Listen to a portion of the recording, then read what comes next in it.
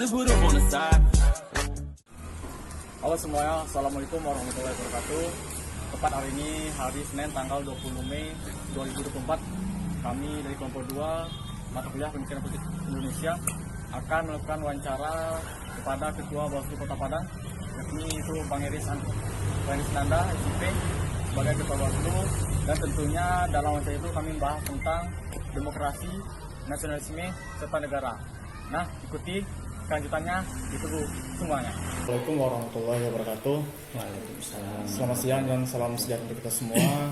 Pada kesempatan kali ini, hari Senin tanggal 20 Mei 2024, kami dari kelompok 2 mata kuliah Pemikiran Politik Indonesia yaitu akan mewawancarai Ketua Bawaslu Kota Padang. Itu yang langsung bersangkutan, yaitu Bang Iris Nanda SIP. Salam kenal kami semua ya Bang. Salam kenal semua kawan-kawan. Dimana kali ini tentunya kami akan mewawancarai itu mengenai demokrasi, nasionalisme, serta negara. Tentunya sebelum kita membahas tentang lengkap apa itu demokrasi, nasionalisme ataupun negara, baiknya kita perkenalan satu persatu. Sebelumnya saya Joseph Baskara. Saya Rahmat Hidayatwan Lubis. Saya Safanil Atifah. Saya Jafar Fiawali. Saya Habib Islami. Saya Risnanda. Oke, baik. Mungkin kita sedikit memulai pertanyaan dari saya sendiri, yaitu mengenai demokrasi, Bang. Ya, boleh. Mungkin sejauh ini bagaimana tanggapan Abang mengenai demokrasi di Indonesia saat ini? Baik, saya menanggapi demokrasi di Indonesia saat ini sudah bergerak ke arah yang lebih maju. Namun ada beberapa catatan terkait demokrasi di Indonesia saat ini, di mana mulai munculnya politik dinasti yang dimana seharusnya demokrasi yang merupakan kanalisasi untuk semua warga negara mempunyai hak yang sama dan kewajiban yang sama, berjuang mengabdi di pos-pos penting atau menjadi pemimpin negara di dalam pemilu. Tentu harusnya politik dinasti ini mulai berkurang, dalam artian jika dalam teori itu kan ada yang dalam ilmu politik ada yang disebut dengan 4L biasanya, lu lagi, artinya demokrasi saat ini walaupun ini seperti siklus, dia bergerak berputar, namun juga seperti dia maju namun juga ada ke bawahnya. Dalam artian di sini demokrasi Indonesia saat ini di mana mereka yang mempunyai kekuasaan saat ini memanfaatkan untuk itu, di mana memperjuangkan dinasti politik. Oke, baik. Mungkin salah satu poin yang bisa saya tangkap itu dengan adanya kemajuan demokrasi, sesuatu tantangan yang Bang Edi sampaikan tadi itu adanya politik dinasti. Nah, mungkin kami ingin mendengar pendapat Abang, kenapa hal demikian terjadi? Salah satunya politik dinasti itu. Bagaimana tanggapan Abang? Ya, secara kebudayaan sebenarnya Indonesia tidak bisa dipisahkan dari yang namanya politik dinasti, karena Indonesia merupakan sebelum terdiri dari kerajaan-kerajaan. Ketika demokrasi datang, tentu politik dinasti juga mau tak mau tetap ada di dalam demokrasi Indonesia. Namun yang perlu diperkuat oleh negara Indonesia adalah bagaimana aturan-aturan orang yang mempunyai jabatan dan wewenang tidak ikut campur di dalam kompetisi yang diikuti oleh anak, kemenakan, saudara dan sebagainya, sehingga pertandingan itu menjadi adil. Nah, ini juga sejalan dengan Bawaslu, yang dimana Bawaslu itu kan motonya seperti ini: bersama rakyat awasi pemilu, bersama Bawaslu tegakkan keadilan pemilu. Artinya harus ada keadilan pemilu bagi seluruh peserta pemilu, seperti itu. Oke, baik. Mungkin kalau kita membicarakan tentang politik dinasti, mungkin hal sepadan dalam masyarakat itu hal yang buruk, Bang. Mungkin kita katakan jika buruk dalam demokrasi ini, apakah ada kemungkinan kembalinya demokrasi Indonesia saat ini, Bang? Untuk lebih pulih lagi gitu. Ya, saya tidak mengatakan politik dinasti ini buruk atau sebagainya, tapi karena dinasti politik itu juga karena kita sudah sampaikan tadi bahwa kebudayaan Indonesia tidak terlepas dari yang namanya kerajaan-kerajaan, di mana sudah pasti akan ada keturunan atau dinasti-dinasti politik.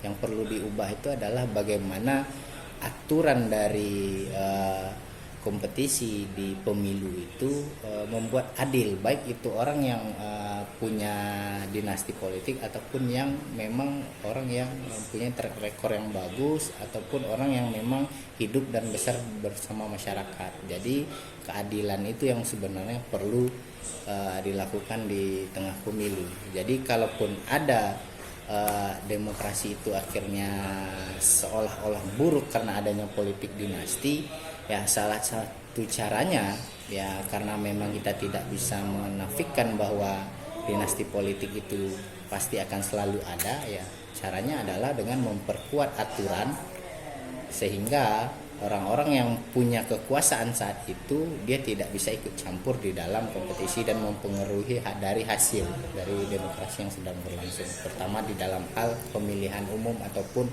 pilkada nantinya.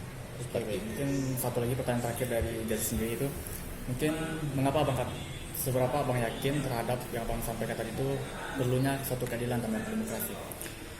Ya, karena di tujuan kita berdengara demokrasi adalah mempunyai kewajiban dan kesempatan atau hak atau kesempatan yang sama untuk mengisi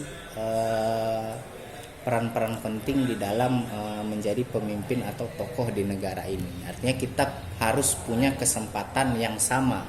Jadi demokrasi tujuan adalah menciptakan kesempatan yang sama bagi seluruh rakyat Indonesia.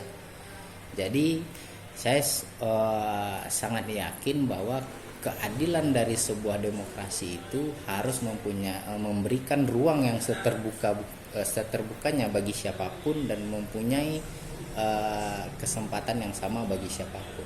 Jadi tidak ada ketika ada orang yang anak si ini lebih mempunyai kesempatan yang berlebih. Tapi di demokrasi kita ditawarkan seperti itu sebenarnya. Oke, baik. Mungkin pertanyaan dari Jazi sendiri udah cukup, mungkin dilanjutkan dengan rekan-rekan yang lain. Oke, silakan. Sini saya Safa yang bertanya demokrasi yang ideal yang patut ditempatkan di negara kita itu seperti apa menurut? Ya, saya masih berkeyakinan demokrasi yang paling ideal diterapkan di Indonesia adalah demokrasi Pancasila. Karena demokrasi Pancasila merupakan suatu cita-cita luhur yang telah dikaji dan dipikirkan oleh para pendiri bangsa sesuai dengan kultur dan nilai-nilai atau tradisi yang ada di Indonesia. Jadi demokrasi Pancasila ini yang harusnya dikedepankan. Cuma kan dalam beberapa persoalan bagaimana pengaplikasian dari demokrasi Pancasila ini yang akhirnya berujung pada kita terlalu terlena dan terlalu belajar dari Barat. Artinya kita terlalu mengadopsi demokrasi-demokrasi yang dari Barat sana. Misalnya contohnya di dalam demokrasi yang Pancasila yang akhirnya dituangkan di dalam otonomi daerah. Misalnya di dalam pemilihan wali nagari. Pemilihan wali nagari itu karena kita terlalu berfokus kepada demokrasi Barat harusnya, dan mau tak mau siapapun boleh menjadi calon wali nagari. Sedangkan dahulunya mereka harus dicalonkan oleh lembaga unsur yang terdiri dari KAN, Bundo Kanduang, Nenek Mama, Alim Ulama dan Cadik Pandai. Nah, itu merupakan kalau ibaratnya di dalam partai politik itu yang jadi partai politik mereka untuk mengusung menjadi calon wali nagari. Nah, sekarang di beberapa tempat karena sudah mengikuti demokrasi yang ala Barat tadi, akhirnya ya siapapun boleh walaupun tidak mendapatkan rekomendasi dari lembaga unsur di nagari tadi. Jadi itu salah satu contoh bagaimana kita menggali nilai-nilai Pancasila itu untuk diterapkan di dalam demokrasi yang ingin kita ambil. Karena tradisi dan nilai-nilai yang berkembang di Indonesia berbeda dengan tradisi dan nilai yang berkembang di Barat sebagai kiblat kita demokrasi saat ini. Itu seperti itu. Terus pertanyaan selanjutnya itu bagaimana dampak demokrasi saat ini terhadap kehidupan di masyarakat? Ya, saya rasa dampak demokrasi saat ini terlalu banyak dan beberapa punya daya rusak yang cukup kuat. Karena misalnya seperti ini, demokrasi saat ini menawarkan modernisasi yang semua masyarakat dibanjiri arus informasi, sedangkan tingkat pendidikan masyarakat di Indonesia belum sanggup untuk menerima informasi yang demikian dahsyatnya, sehingga banyaknya masyarakat Indonesia yang misalnya kemakan hoax yang bahkan sampai bisa sangat ekstrimnya itu bisa menghilangkan nyawa seseorang karena kemakan hoax. Atau misalnya bagaimana arus-arus informasi yang membuat masyarakat Indonesia menjadi berpikir radikal dalam artian menjadi orang-orang yang akhirnya intoleran terhadap satu sama lainnya. Sedangkan di demokrasi kita selalu berasal dari, sesuai dengan slogan itu, Bhinneka Tunggal Ika, kita berbeda-beda tetapi tetap satu jua. Tapi dengan adanya demokrasi sekarang malah perbedaan itu menjadi runcing, dan bahkan itu dimanfaatkan oleh elit politik untuk mendulang suara dan membuat polarisasi politik untuk memenangkan suatu kontestasi. Nah, itu salah satu hal-hal yang membuat demokrasi di Indonesia itu menjadi suatu hal yang baik, tapi banyak hal buruk karena memang secara tingkat pendidikan, tingkat ekonomi membuat kita memahami demokrasi yang akhirnya menjadi kebablasan, sehingga kita tidak mampu menggunakan sesuatu hal yang di dalam demokrasi itu membuka ruang dan kesempatan yang baik bagi semua orang, yang akhirnya itu hanya dimanfaatkan oleh sebagian elit ataupun orang-orang yang menggunakan untuk memenangkan suatu kontestasi di dalam hal pemilu ataupun dalam pemilihan kepala negara, kepala daerah, kepala negara ataupun caleg ataupun yang lainnya seperti itu. Mungkin pertanyaan terakhir dari Kakak itu kan banyak nih tokoh-tokoh demokrasi yang kan bagaimana demokrasi itu yang ideal dan relevan. Menurut Abang tokoh siapa yang ideal? Ini tokohnya dari dalam negeri atau apa atau gimana gitu, atau dari Oke, kalau saya dulu waktu kuliah itu lebih suka dengan pemikirannya Plato ataupun Aristoteles tentang bicara demokrasi. Plato ataupun Aristoteles, karena bagi Plato seorang itu harus menjadi philosopher king, menjadi pemimpin. Dan di dalam buku Politeia-nya Aristoteles juga dijelaskan bagaimana demokrasi itu menjadi sesuatu yang ideal dan bagaimana tidak ada yang pertentangan kelas di sana, sehingga semuanya menjadi sejahtera. Kalau saat ini terkenalnya itu negara welfare state, negara kesejahteraan. Kalau di beberapa negara barat yang sudah sampai ke sana itu kayak Finlandia dan negara-negara Eropa Timur lah ya. Kalau di Indonesia tentu kita tetap mengikuti beberapa tokoh yang memang melahirkan butir-butir Pancasila seperti M. Yamin, Supomo, Soekarno dan lain sebagainya.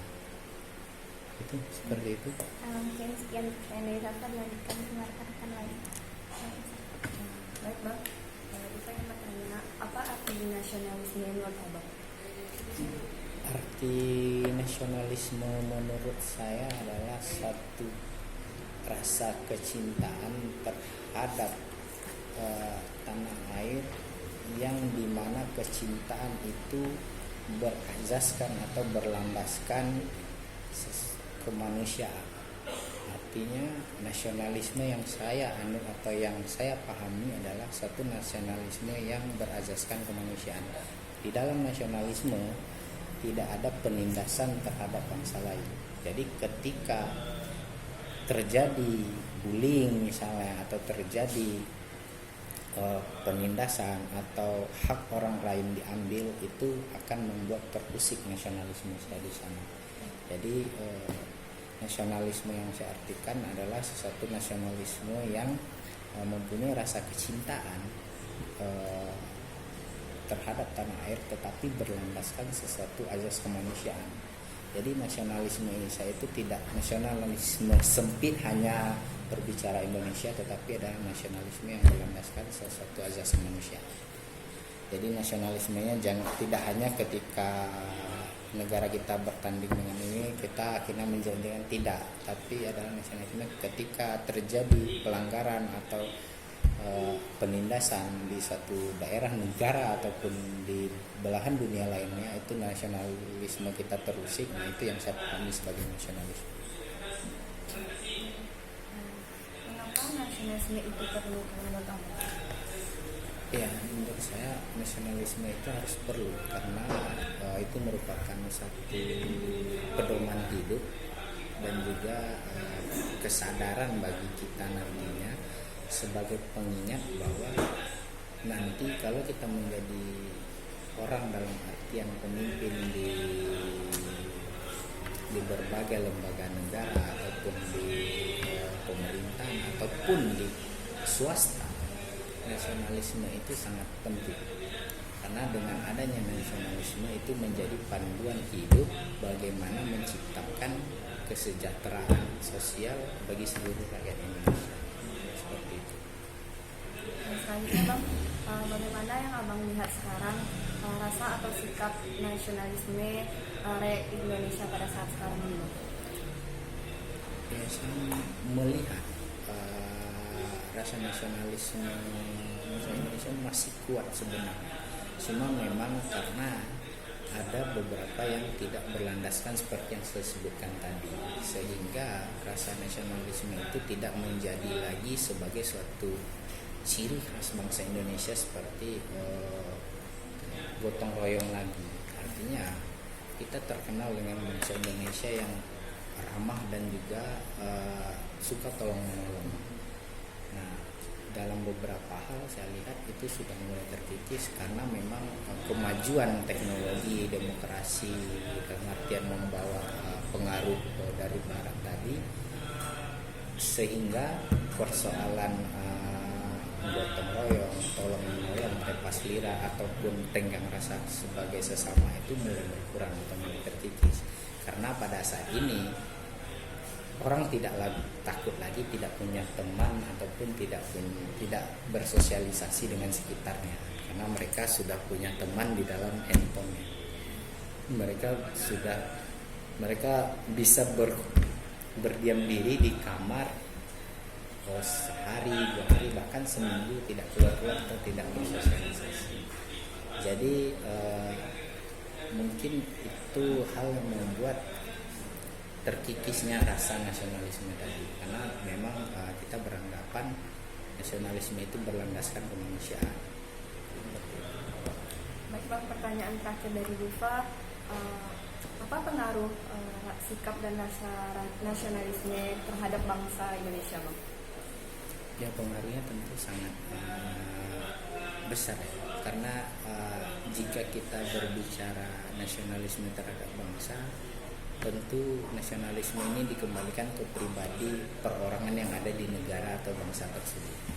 Jika kebanyakan nantinya warga negara bangsa ini tidak lagi mempunyai rasa nasionalisme, tentu itu akan menjadi suatu hal yang mengancam disintegrasi bangsa ataupun bahkan bisa negara ini tidak punya kedaulatan lagi. Bisa saja ketika semua orang tidak punya nasionalisme lagi di bumi pertiwi ini, artinya bisa saja negara ini sudah tergadai ke negara lain sebagainya.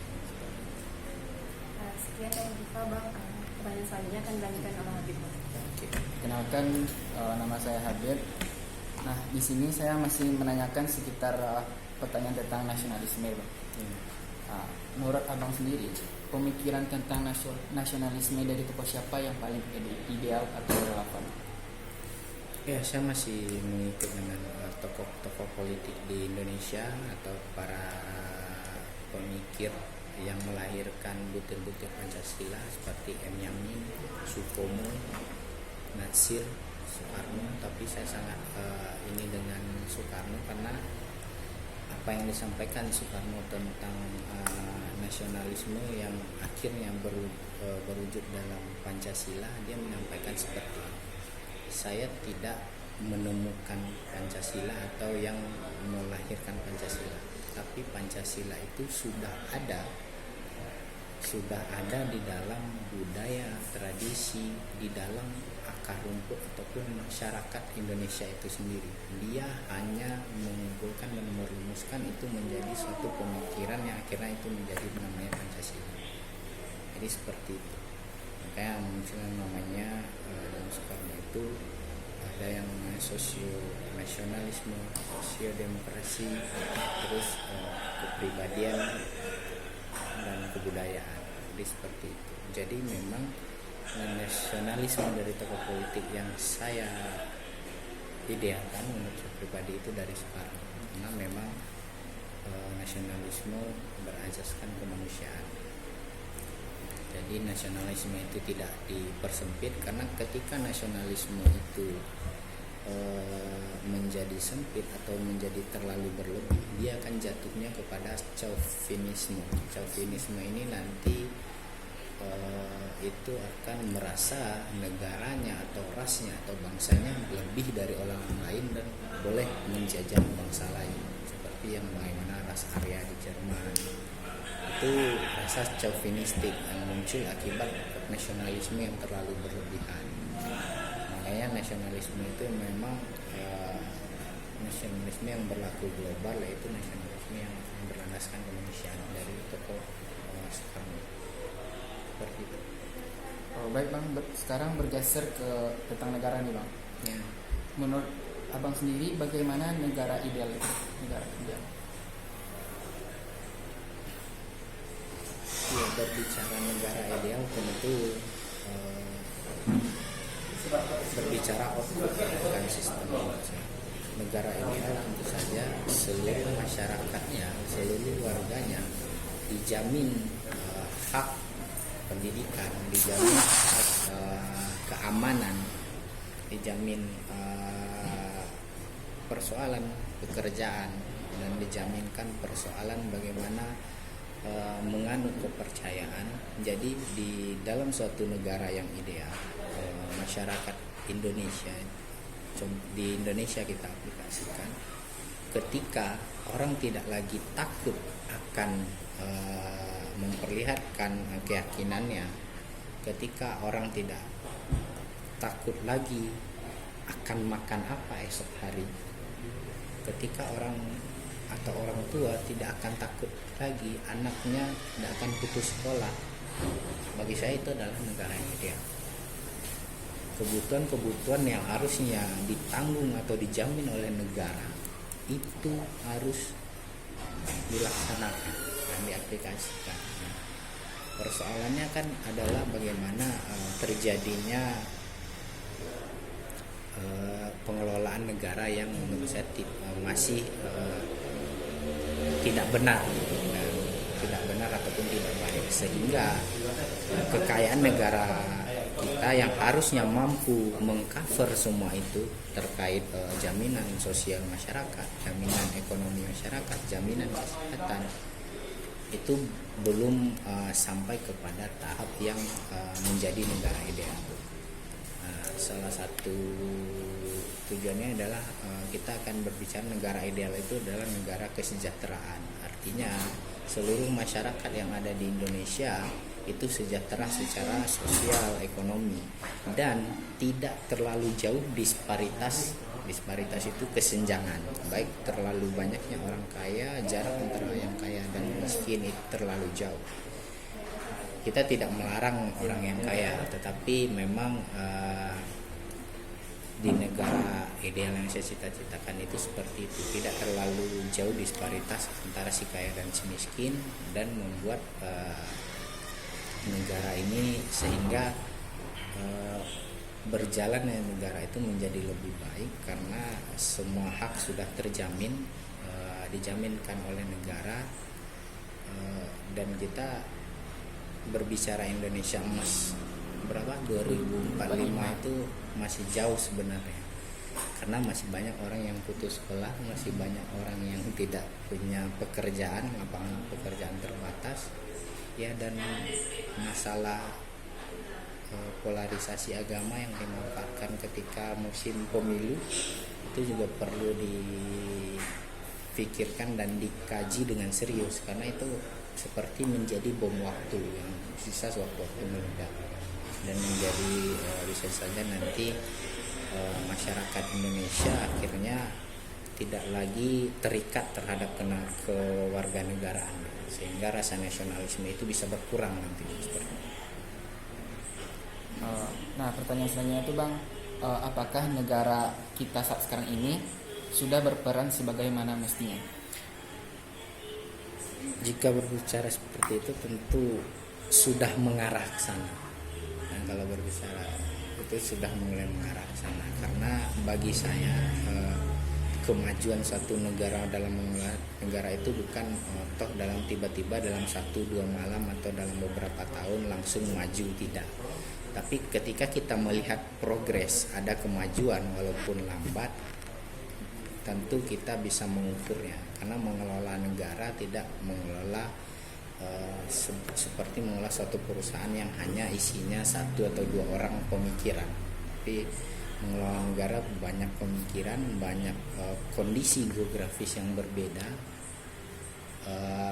banyak keadaan-keadaan yang membuat pengelolaan negara ini menjadi rumit juga, dan juga memang harus ada, misalnya seperti Papua ada khususnya, ekonomi khusus dan lain sebagainya, ataupun sekarang nanti ada juga IKN dan sebagainya. Yang perlu dipikirkan itu apakah negara ini masih on the track atau tidak, masih berjalan bergerak maju atau tidak. Nah, penglihatan dan pengamatan saya itu masih bergerak ke arah yang lebih maju, walaupun di beberapa hal ada yang bergerak mundur, tetapi di arah pembangunan itu berarah ke lebih maju seperti itu. Nah Bang, pertanyaan terakhir dari Habib Bang, bagaimana pandangan Abang tentang dinamika yang terjadi di negara Indonesia saat ini? Ini dinamikanya dalam politika, dinamika apa secara umum? Secara umum. Ya, saya rasa dinamika di dalam demokrasi itu seperti itu. Di dalam negara demokrasi semua hal boleh dilakukan, semua hal. Makanya saya bilang tadi, demokrasi kita itu akhirnya jika terlalu meniru Barat akan menjadi negara yang tidak punya kepribadian kebangsaan, karena harusnya seperti yang pernah salah satu sampaikan, kita boleh belajar dari Barat tetapi jangan menirunya. Kita cuma mengadaptasi apa yang ada di Barat dan menerapkannya sesuai dengan apa yang ada di nilai-nilai atau norma yang ada. Jadi dinamika dalam demokrasi saya rasa wajar aja apa yang telah terjadi saat ini, kontestasi ataupun apa yang telah dilaksanakan. Jadi dinamika politik ataupun persoalan kepemimpinan ekonomi yang merupakan hal-hal yang sudah lumrah terjadi di Indonesia ataupun di dalam negara yang menganut sistem demokrasi seperti itu. Oke, ada lagi? Baik Bang, terima kasih. Itu saja pertanyaan dari Habib. Selanjutnya akan dilanjutkan oleh rekan Habib. Baik, Oke. perkenalkan Bang, saya Rahmat. Di sini saya bertanya mengenai negara Bang. Nah, jadi terkait yang sudah Bang singgung mengenai kesejahteraan, jadi apa yang perlu dilakukan Bang untuk menciptakan kesejahteraan sosial di negara ini, serta seberapa jauh intervensi negara terhadap kehidupan masyarakat menurut Abang? Ya, apa yang perlu diselesaikan dalam waktu cepat dan dekat tentu aja menciptakan lapangan pekerjaan. Itu salah satu bagaimana menciptakan kesejahteraan, terus meningkatkan taraf pendidikan, dan tidak hanya tarafnya, juga memberikan pemerataan pendidikan kepada seluruh rakyat Indonesia. Artinya dimanapun dia berada, di pelosok negeri pun, artinya negara harus hadir ke sana. Bagaimana nanti, karena jangan kita berbicara kesejahteraan ketika masyarakat kita masih buta huruf atau tidak bisa baca tulis. Bagaimana mereka akan berpikir persoalan kesejahteraan, sedangkan persoalan perutnya saja belum selesai.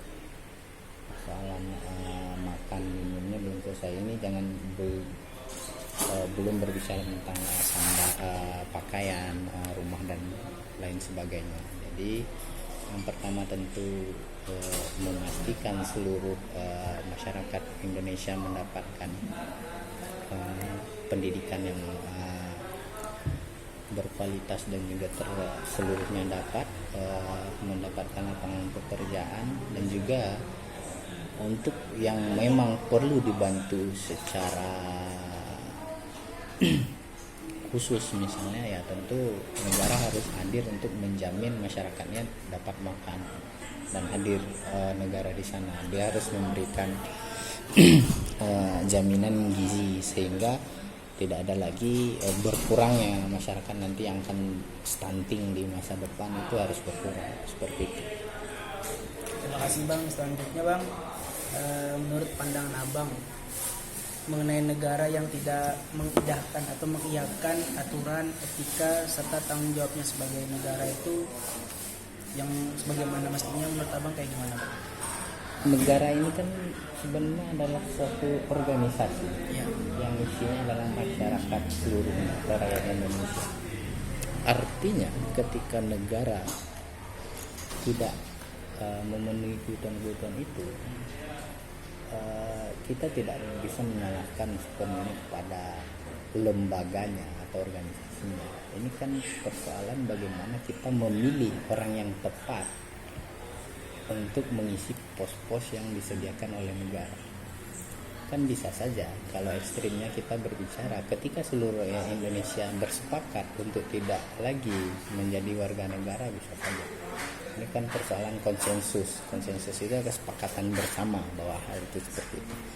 Nah, artinya ini adalah tanggung jawab bersama, tidak hanya negara. Jika kita ingin meminta negara itu hadir, tentu kita, terutama kawan-kawan juga sebagai mahasiswa, punya dalam Tridharma perguruan tinggi itu kan ada pendidikan, penelitian, yang ketiga itu kan pengabdian kepada masyarakat. Nah, di dalam pengabdian pada masyarakat ini tentunya kawan-kawan juga harus memberikan penyadaran atau kesadaran kepada masyarakat untuk memiliki atau keterikatan kepada negara ini sangat kuat. Karena ketika seluruh warga negaranya terikat dengan negara ini kuat, maka orang-orang yang akan mengisi di posisi penting di negara yang mempengaruhi kebijakan ini tidak lagi ditentukan oleh dalam proses demokrasi ini. Kan mereka dipilih dalam proses politik pemilu, tidak lagi ditentukan oleh orang yang bermain politik uang, orang yang hanya gimmickkan untuk memimpin suatu itu harus berhasil, tapi tidak seperti itu. Nah, ketika itu semua elemen atau orang yang ada di dalam negara, dalam organisasi besar yang namanya negara Indonesia ini sadar mempunyai jiwa atau sikap nasionalisme itu untuk kemajuan bangsa, kesejahteraan seluruhnya, artinya mereka harusnya berpikir seperti itu. Jadi tidak akan ada lagi, karena kita di Bawaslu juga mengawasi proses pemilu itu. Karena makanya tagline bersama rakyat awasi pemilu. Karena sebagai lembaga Bawaslu tidak mampu mengawasi seluruh proses pemilu itu ketika masyarakat atau rakyat tidak terlibat. Demikian juga negara ini, ketika seluruh rakyatnya masih bisa dibodoh-bodohi, dalam artian bisa dimanfaatkan untuk kepentingan politik 5 tahunan. Nah, akhirnya orang-orang yang mengisi pos-pos penting di dalam negara itu ya akan seperti itu, karena mereka tersandra dengan pengusaha misalnya yang memodali mereka untuk mengisi orang di sana.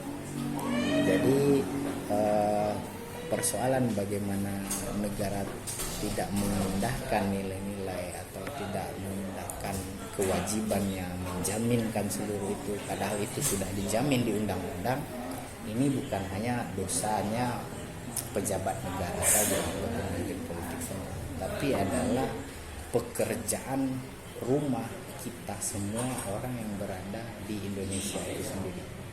Nah, merubahnya bagaimana? Ya, mulai dari kita masing-masing, karena kalau kita berbicara mempengaruhi yang lain itu pengaruhi aja lingkungan terdekat masing-masing terlebih dahulu. Jangan berbicara kita bisa mengubah negara dalam 1, 2, 5 tahun ke depan, tetapi orang sekitar saya tidak, kita masih sibuk dengan gadget dan sebagainya. Jadi seperti itu. Oke bang, mungkin pertanyaan terakhir bang, sekalian menutup wawancara hari ini terkait tokoh ideal menurut abang. Yang tadi kan sudah abang sebutkan ada tokoh demokrasi Plato itu ada Aristoteles kan bang, kalau menurut abang. Terus ada tokoh nasionalisme. Sekarang menurut abang tokoh ideal tentang negara itu siapa bang? Sebenarnya banyak ya tokoh-tokoh negara, cuma karena mungkin kawan-kawan jarang mendengar, mungkin saya sebutnya Tan Malaka saja. Tan Malaka. Karena sebelum ada yang nama Indonesia ini, Tan Malaka sudah menyebutkan Nerde Republik. Artinya republik ini sudah dipikirkan Tan Malaka sebelum Indonesia merdeka. Kenapa ini kan kuliahnya politik Indonesia, mikir politik Indonesia. Mungkin di zaman saya pun juga karena Tan Malaka tidak pernah dibahas. Yang dibahas itu paling Soekarno, Muhammad Hatta, Supomo, Nasir. Siapa lagi yang masuk ke dalam kawan-kawan? Siapa? Muhammad Yamin. Nah, Tan Malaka tidak pernah dibahas. Dan bahkan penghargaan untuk orang yang jasanya seperti itu, nama jalan pun hanya sedikit. Kalian tahu di mana jalan Tan Malaka? Di Kota Padang ini? Itu di sebelah RRI yang kecil itu, dari gang RRI, radio ini sampai, bukan yang di sini. Di Sudirman, belok kiri kan ada RRI, tembusnya di lampu merah Jati itu. Nah, hanya sepanjang itu. Tapi kan nggak kenal kan. Jadi kalau berbicara negara ya salah satunya mungkin kan perlu membaca dan menyelami pemikiran-pemikiran tentang bangsa ke depannya. Yang juga perlu didiskusikan lah di mata kuliah politik Indonesia. Karena sebelum Indonesia merdeka, orang yang lahir sebelum zamannya, artinya dia sudah memikirkan republik ini sebelum Indonesia merdeka.